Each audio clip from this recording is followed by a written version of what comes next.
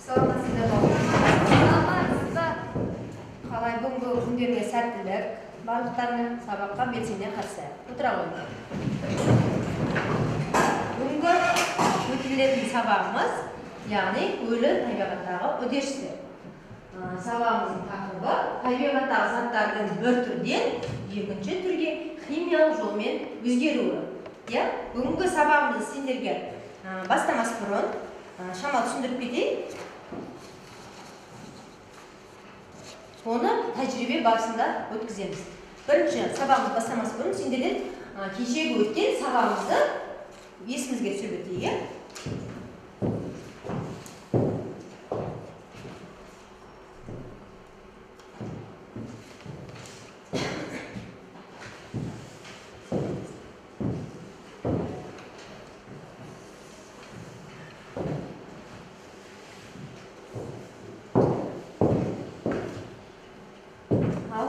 Сабағымыз. 2 минут берейін. Қарап есімізге түсіп кетейік. Тез жылдамдатамыз.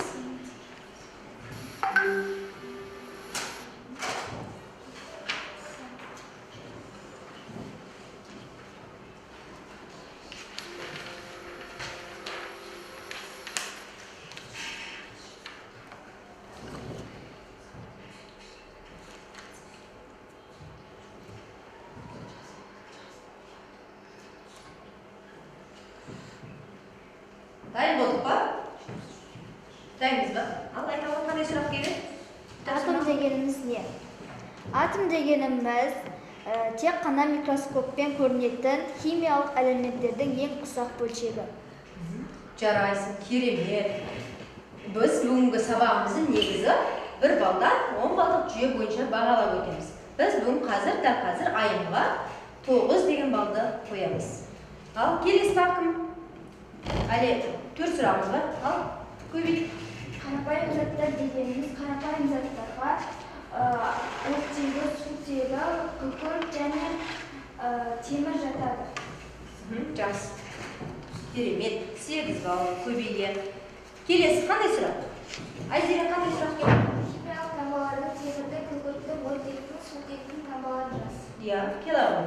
Таңбаларын жазып.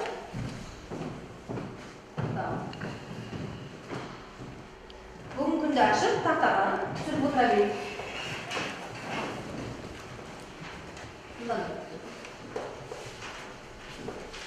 Бұл кешегі өтілген тақырыптар үй тапсырмаларды еске түсіріп алыңыз.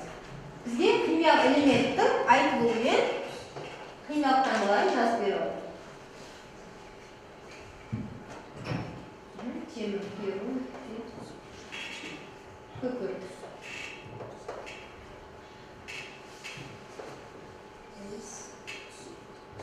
Bu S ya. Oттегі.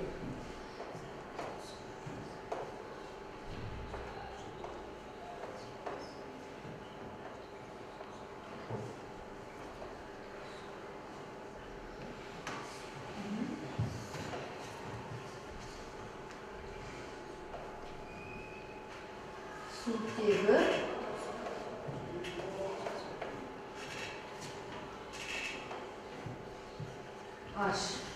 Олар біздің химиялық элементтеріміз. Сендер қазір 6 сыныпсыңдар, қазір 7 сыныпта химиялық кітаптың өтесінде сол кезде осы элементтер сендердің алдарында да кездеседі. Біз мысалы сутегі, оттегі, күкірт, бұның барлығын біз қолданып жүрміз. Қалай қолданып жатырмыз? Біз бұны қазір тәжірибе барысында айтамыз. Тағы қандай сұрақ бар? Болды ма? Болды ма сұрақтар бітті ме? Ал, Батухан. Күрделі заттар дегенімізде, күрделі заттар дегеніміз әртүрлі атомдардан құралған, басқа түрге айналғанда ыдырайды. Оларға су, ас тұзы, көмірқышқыл газы және тағы басқа жатады. Жақсы, керемет. Жарайсың, 8 балл. Келесі, тағы қандай сұрақтар? Мына жерде сұрақтың бәрі айтылды ма? Ал, көбейт. Айтып қойды ба? Болды, онда жаңа тақырыпқа өтейік.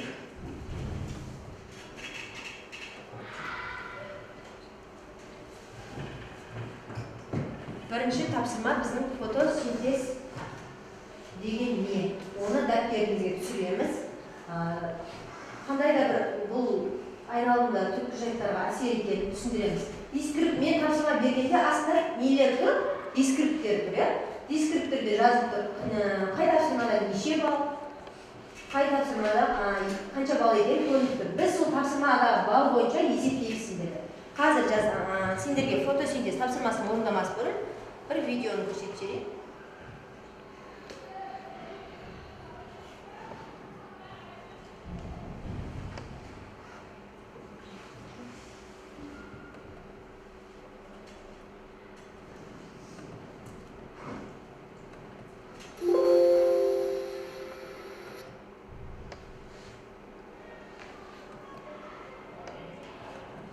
Шығатын өнім ол оттек.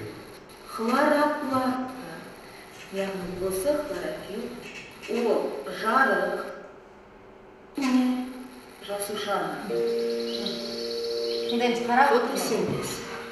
Өсімдіктер тек көмірқышқыл газ, су, күн сәулесінің энергиясын пайдалану арқылы өз-өздерін қоректендіре алады. Бұл химиялық реакция фотосинтез деп аталады. Және бұл жердегі тіршіліктің барлық күрделі түрлерін қамтамасыз етеді.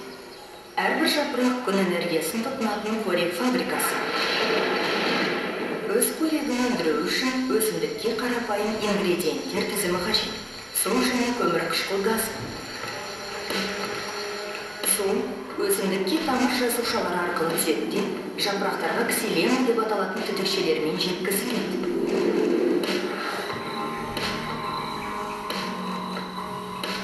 Атмосферадағы көмірқышқыл газы жапырақтың ішіне саңылаулар деп аталатын кішкентай тесіктер арқылы кіреді. Фотосинтез хлорофиллмен толтырылған кішкентай жасуша қапшықтарда, яғни хлоропласттарда жүреді. Хлорофилл бұл басты кілт. Ол күннің энергиясын ауадан келген көмірқышқыл газы мен судан келген сутегін байланыстыру үшін қолданылады.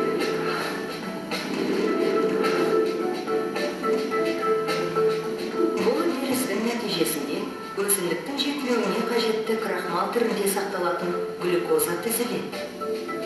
Сонымен қоса оттегі газы бөлінеді.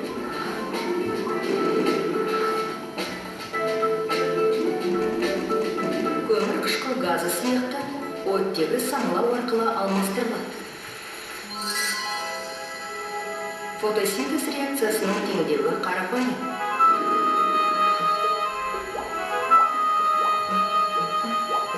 Бұл маңызды үдеріссіз өсімдіктер өсе алмайды.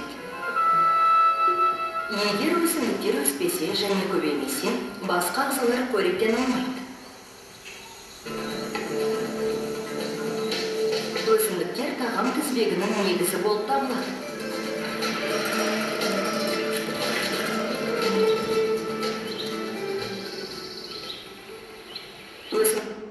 Ал болды. Біз енді видеодан не көрдік? Сол жайында біз дәптерімізге мұны жазамыз. Ашып бірінші тапсырмамызда және жапырақтың түсін салып түрін және ол неден қоректенеді екен? Одан өмір бар екен, жапырағымыздың өзінде. Қазір мен тақтаға жазам, сызат сол бойынша сызып сендерге неден нәр алатындарын жазып қоямыз жанына. Оттегіден, көміртегіден алатын жапырақ салып қояйық. Дәптерімізді ашамыз, мүмкінді жазып.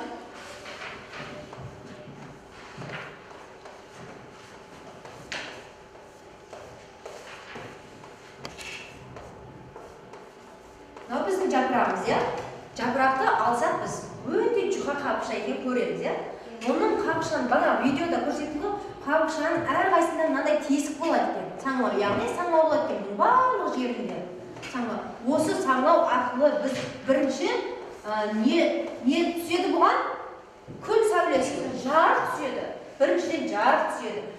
Екіншіден одан оттегінің бойына сіңіріп алып, мына саңлаулардан келесі саңлаудан нені шығарып отырады? Өзін керексіз, қажетсіз көмір қышқыл газдарын шығарып өзінің бойын тазартып, бұда да өмір бар деп жатқанымыз, яғни ары қарай өзін химиялық жолмен өзін жасыл түске ендіріп отырады екен. Біздің бұл жапыраққа жасыл түс беретін қандай пигмент еді? Жасыл түс беріп тұратын хлорофилл, жасыл түс беріп тұратын хлорофилл. Яғни біздің қазіргі жас қоямыз, бұл көміртегі оксиді тағы оттегімен тыныс алады деген. Дәптеріңізге ашып жазып алыңыз бірінші тапсырма. Тез-тез жылдамдатыңыз.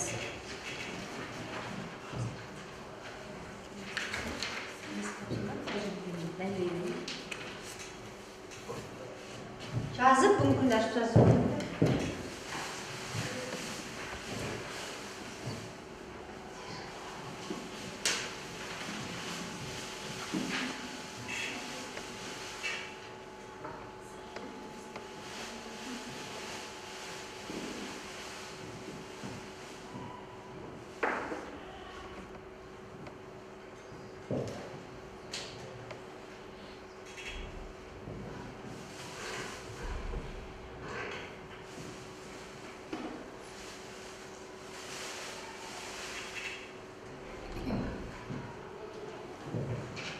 Жазып ба? Жазып аламыз.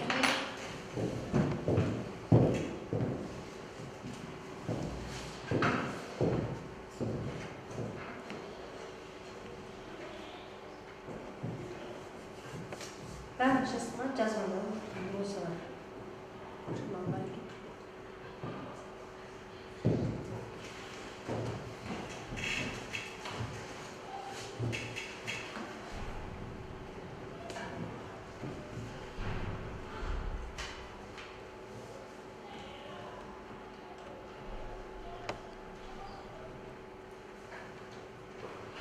Екінші тапсырманы орындай беруге. Жазып болдық па? Тақырдан жазып отырмыз. Тақырға не жазып соңдан жазып отырамыз. Жапырақтың суретін саламыз, жанына түсіп қоямыз. Көміртегімен, оттегімен, жарықпен салатындар. Екінші тапсырманы түсіндіріп кетейін. Екінші тапсырма бүгінгі жаңа тақырыптың негізі болатын тәжірибе барысы.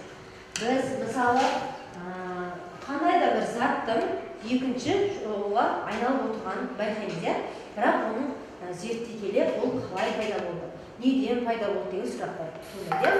Бірінші тапсырмамызда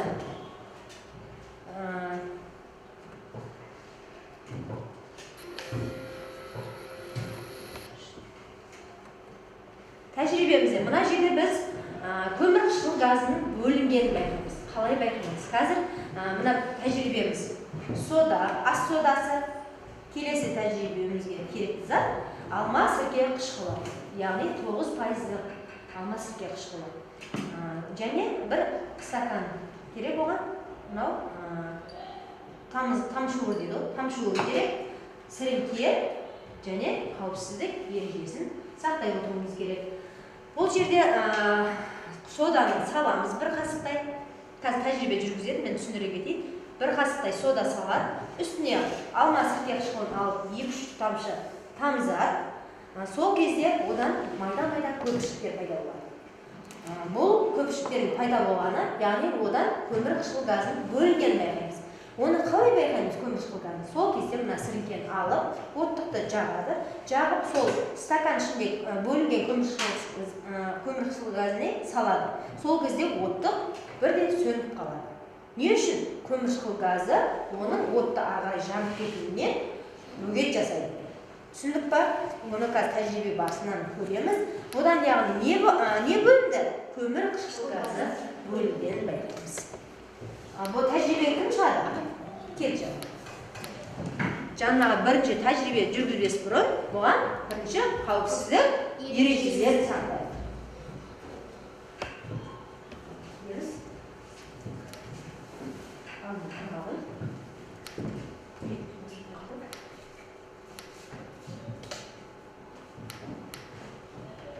Бұл тәжірибе барысында ондай қауіпсіздік ережесін сақтамас бұрын бізге терімізге кері әсер беретін заттар бар ішінде, Сондықтан қауіпсіздік ережесін сақтаған жөн. Енді ағай өсіреді. Ашық.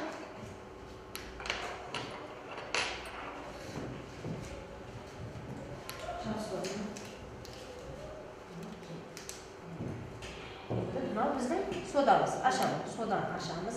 Мына жерге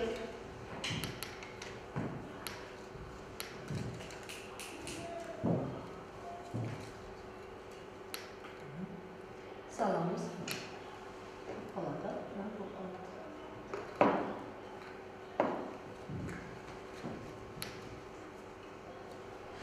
Енді оған неді? Алма сіркесі. Бұл да пайыз аз. Негізгі өзіміздің үйде бұндай сіркесі қышқылының пайызы өте жоғары. Бұл да пайызы азын алып отырмыз. Осыдан алып тұтамыз.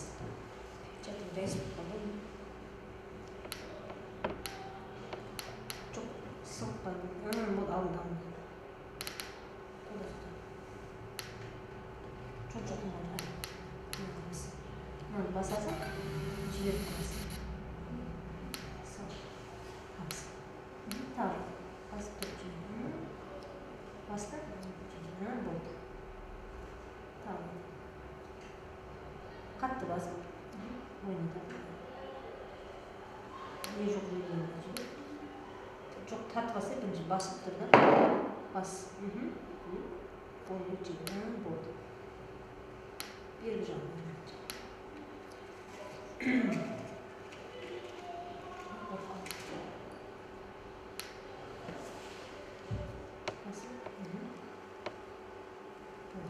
Енді біз бұның көпшілігін енді көреміз. Сіркені жақ жатысқанымызды.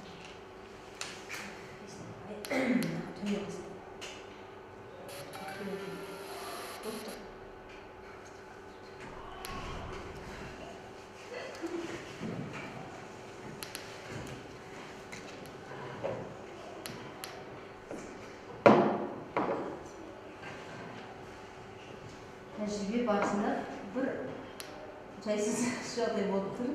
Тәжірибеміз жүзеге аспай жатыр. Жаннаның печаткасын жазып қойды.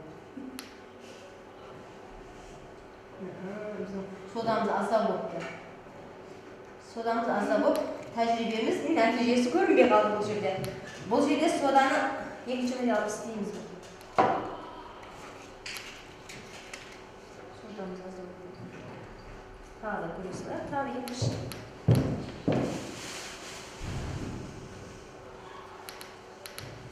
Жанна печатның жүніп кейіп ол. Жүніп барынша кейіп ол қолға.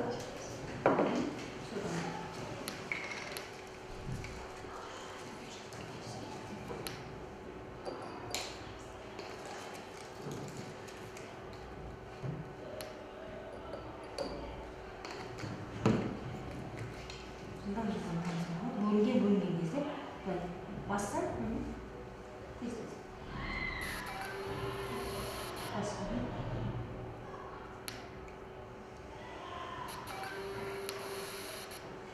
bir жерден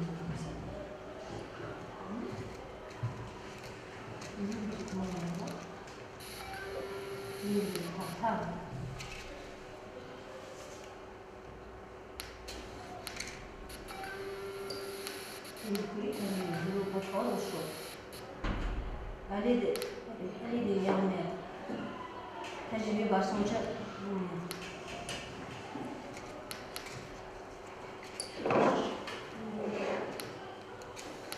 көпшілген кезде сразу не қылу керек кезде сонда көрмеді сразу көпшілген кезде бөлінген кезде істеу керек бұл үлгері қаяқты алып ше бұл нәтижесінің барысында көрдік иә оттықты сөндірді көміршіктің біраз бөлінгенін байқады.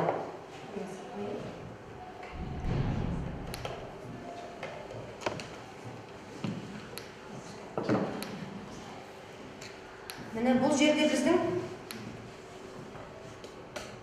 көмірқышқыл газының бөлінгенін байқады. Жанына қарай жақсы, рахмет. Енді орынға отырамыз.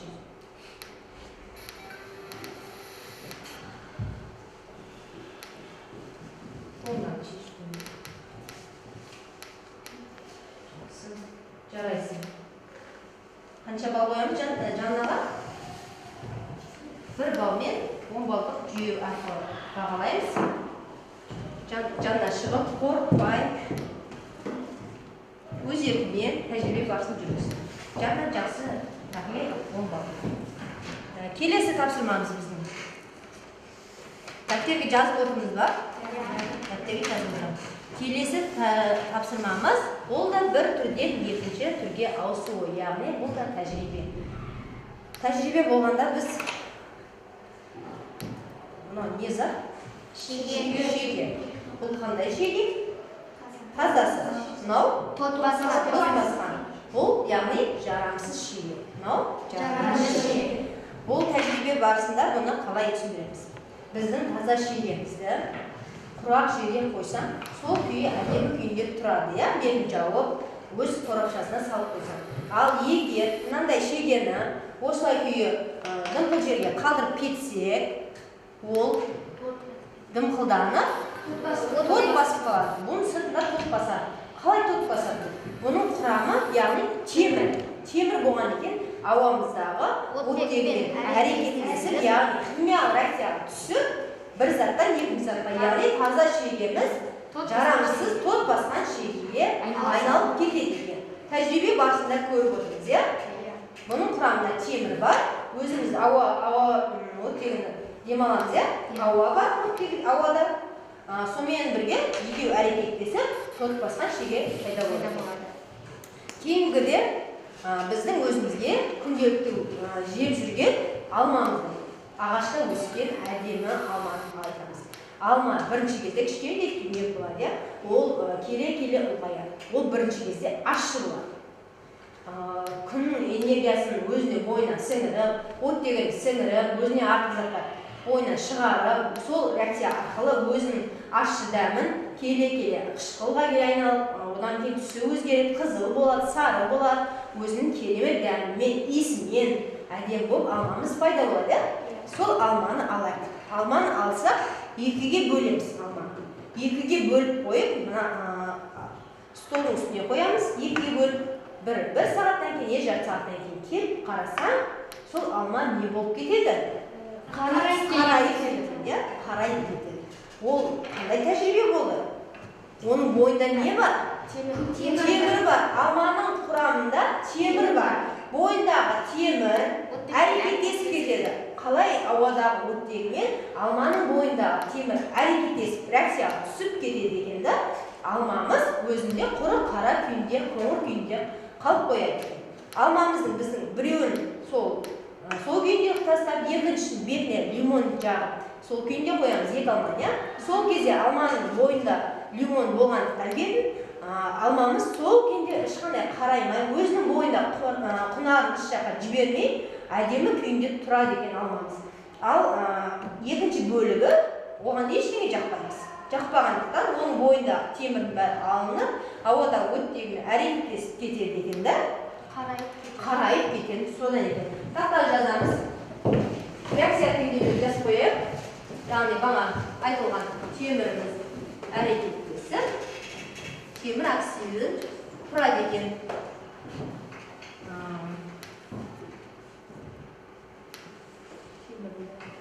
Темір оксидін. Реакция күйіндегі жазып қоямыз.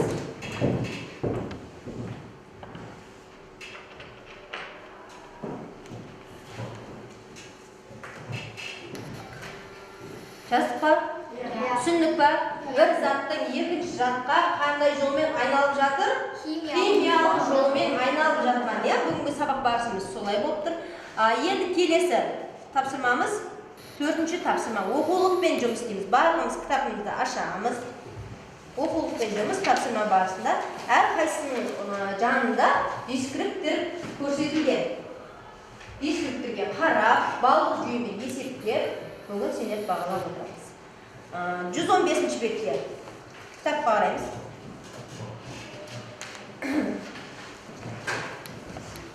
Суретті көріп отырмыз ба?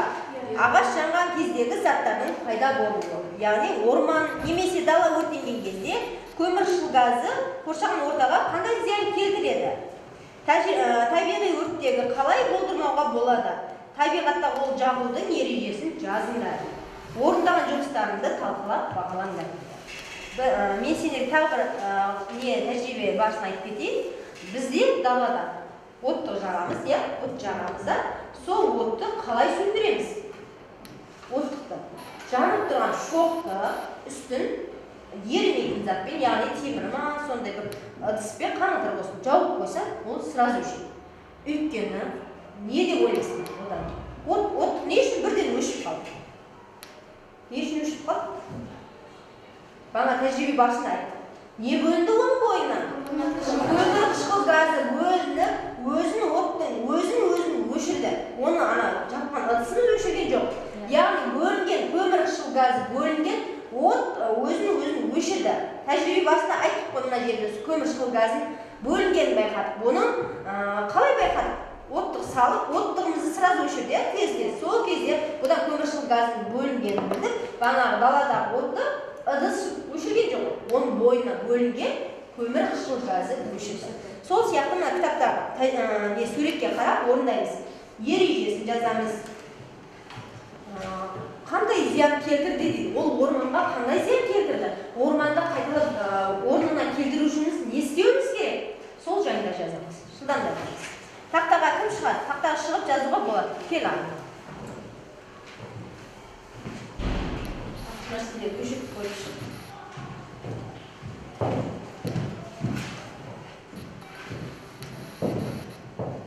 Ортаны өшіреміз. Дәптеріңізге түсіріп отырамыз. Бар тапсырмалар.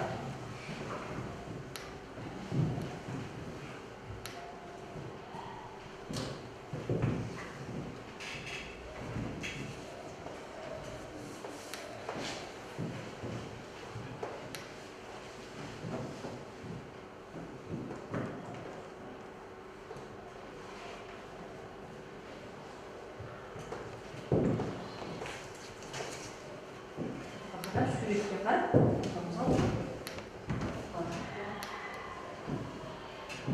жазамыз. Әрқайсымыз өзіміз жеке жазып болғандарын шығып қорғауға болады.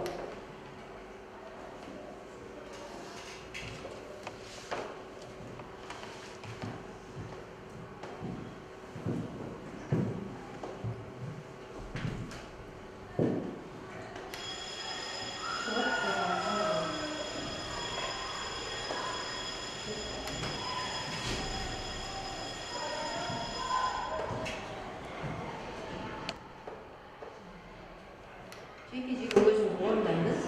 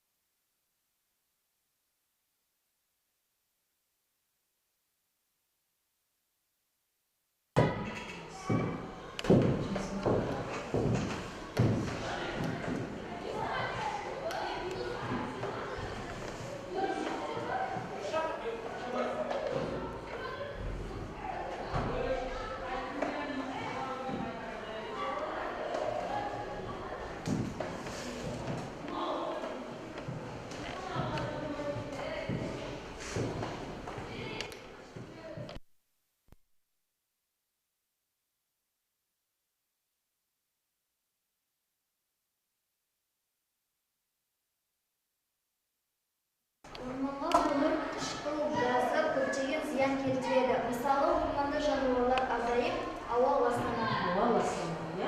Отырамыз.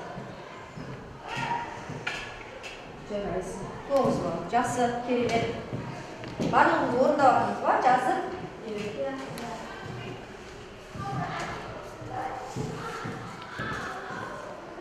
Болып қалдық па, жақындадық па? Орман ағашына қандай зиян келтіргенін білдік, иә? Енді орманымызды қалай көгалдандыра аламыз? Қалай көгалдандырамыз?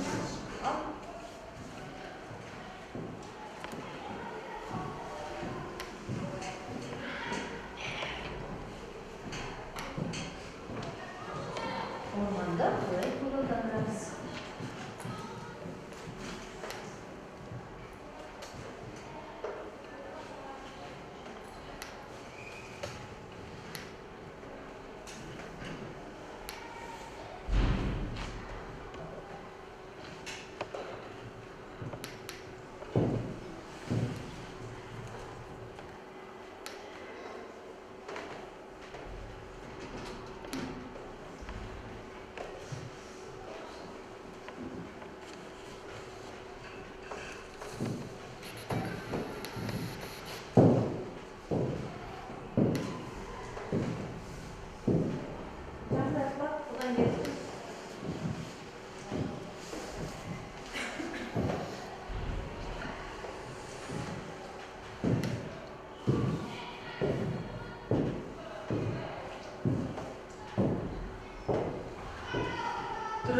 заттың өте дұрыс.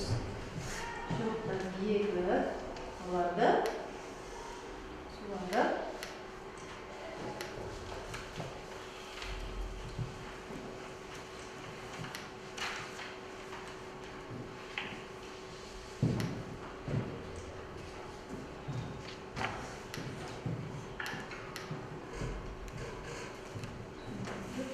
Керек. Дұрыс. Жақсы. 9-ға керемет жауап. Орманға қайтадан ағаш жас шыбықтар егі, оларды суарып жүруіміз керек екен. Қадағалап отыруымыз керек. Көгалдан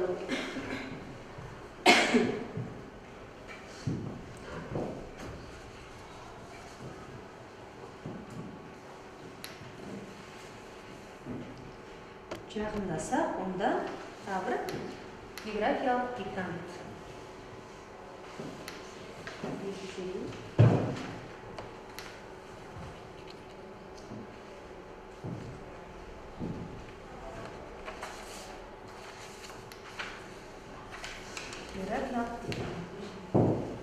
Бірлесе оқып жүрген.